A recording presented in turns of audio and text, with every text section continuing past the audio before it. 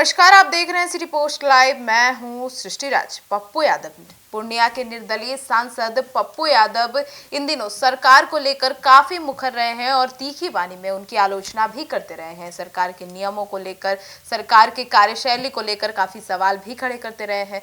Police प्रशासन की कार्यशैली को लेकर सवाल खड़े करते रहे हैं। नीट छात्रा केस मामले में सवाल उठा रहे हैं। फुलवारीशरीफ में हुई एक छात्रा की छत से गिरकर मौत के मामले पर सवाल उठा रहे हैं और तमाम ऐसी घटनाओं पर सवाल उठा रहे हैं और वे सरकार को बार बार इस तरीके से दबाव बना रहे हैं कि सभी चीजों को जल्द से जल्द इस पूरे केस को सुलझाया जाए। नीट छात्रा केस में भी काफी एक्टिव दिखे और अभी कुछ दिनों पहले उनकी गिरफ्तारी की गई थी उनके घर से 31 साल पुराने मामले में, और फिर उस दौरान ही उनकी तबीयत भी खराब हुई थी और उसी दौरान उन्हें लगातार कभी पीएमसीएच, कभी जीएमसीएच और भी तमाम हॉस्पिटल्स में उनको भर्ती कराया जा रहा था। हिरासत में रखने के बावजूद, उन्हें पुलिस कस्टडी में रखने के बावजूद उनकी जो इलाज करवाई जा रही थी वहां, तो उसी दौरान जब वे जेल से बाहर आए तो उन्होंने अपने सोशल मीडिया अकाउंट एक्स पर एक ट्वीट किया और एक वीडियो भी साझा किया और उन्होंने सवाल खड़े किए बिहार की स्वास्थ्य व्यवस्था पर। और उन्होंने उस वीडियो में बहुत कुछ कहा भी। उन्होंने कहा कि एक सांसद के साथ, एक सांसद को जब इस तरीके से ट्रीटमेंट दिया जा रहा है, जब वे जनता से एक ऊपर कुर्सी, जनता का प्रतिनिधि बनकर वो ऊपर उभरा है और उसे उसके साथ इस तरीके का सलूक किया जा रहा है, तो आम जनता के साथ कैसा सलूक किया जाएगा। उन्होंने एक पीएमसीएच के एक वीडियो को साझा किया है और उस पोस्ट में उन्होंने लिखा है कि पीएमसीएच के इस नर्क में उपचार के लिए मुझे रखा गया था। एक सांसद के साथ ऐसा सलूक, तो हमारे जनता मालिक के साथ यह क्या करते होंगे और समझ सकते हैं आप। उन्होंने ऐसा लिखा, ये सवाल उठाया कि एक सांसद के साथ जब ऐसा सलूक किया जा रहा है तो जो जनता मालिक है उसके साथ क्या सलूक करेंगे। और उन्होंने लिखा कि मेरी गिरफ्तारी एवं उस दौरान हुई घटना और व्यवस्था प्रदर्शिता करती है और आम लोगों को किस तरह जलील परेशान किया जाता होगा यह आप सोच ही सकते हैं। बेशर्म व्यवस्था और डूब मरो।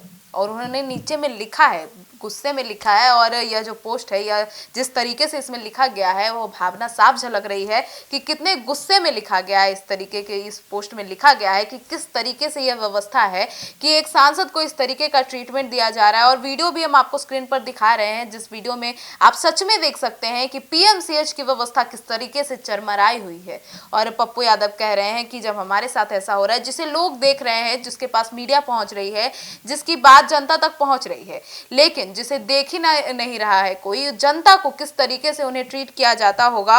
और फिर उन्होंने बताया और उन्होंने अंत में लिखा भी कि ये जो बेशर्म व्यवस्था है इसे डूब मरना चाहिए। उन्होंने यह काफी कड़ी टिप्पणी की है इस पूरे मुद्दे पर। और अब पप्पू यादव लगातार सरकार पर भी मुखर रहे हैं, अब स्वास्थ्य व्यवस्था पर भी उन्होंने सवाल उठा दिए हैं। इतना तो साफ है कि पप्पू यादव जेल से बाहर आ गए हैं और अब वे पूरी तरीके से पहले की तरह ही बेबाकी और तीखे लफ्जों में सरकार की आलोचना करते रहेंगे, उनकी कमियों को दिखाते रहेंगे और जनता की आवाज बनकर उभरते रहेंगे। पर फिलहाल अब एक और सवाल उठ रहा है कि पप्पू यादव ही सिर्फ क्यों विपक्ष की भूमिका का सबसे बड़ा चेहरा बनकर उभर रहे हैं। तेजस्वी यादव कहां है। तेजस्वी यादव अब तक विपक्ष की भूमिका में उतने मुखर नहीं दिख रहे हैं जितना कि पप्पू यादव एक्टिव है। पप्पू यादव लगातार जैसे ही उनको जमानत मिला, फटाक से उन्होंने एक ट्वीट कर लोगों को बताया कि अब मैं जेल से सीधे निकलने के बाद, और सच में वे जेल से निकले और सीधे वे फुलवारीशरीफ में हुई छात्रा की छत से गिर के मौत होने वाली छात्रा के परिजनों से मुलाकात की, उनके साथ उनके दुख को बांटा और उनसे बातचीत भी की। और उससे पहले वे नीट छात्रा केस को भी लेकर काफी एक्टिव रहे हैं, सरकार पर काफी मुखर रहे हैं और कहीं ना कहीं उनके ही इतने एक्टिव होने और इतना आवाज उठाने के कारण आज यह नीट छात्रा केस जो है वो सीबीआई इतने तत्परता के साथ, इतने तेजी के साथ उस पर कार्य कर रही है। अब फिर से पप्पू यादव स्वास्थ्य व्यवस्था की ओर आगे बढ़े हैं और स्वास्थ्य व्यवस्था पर सवाल उठा रहे हैं।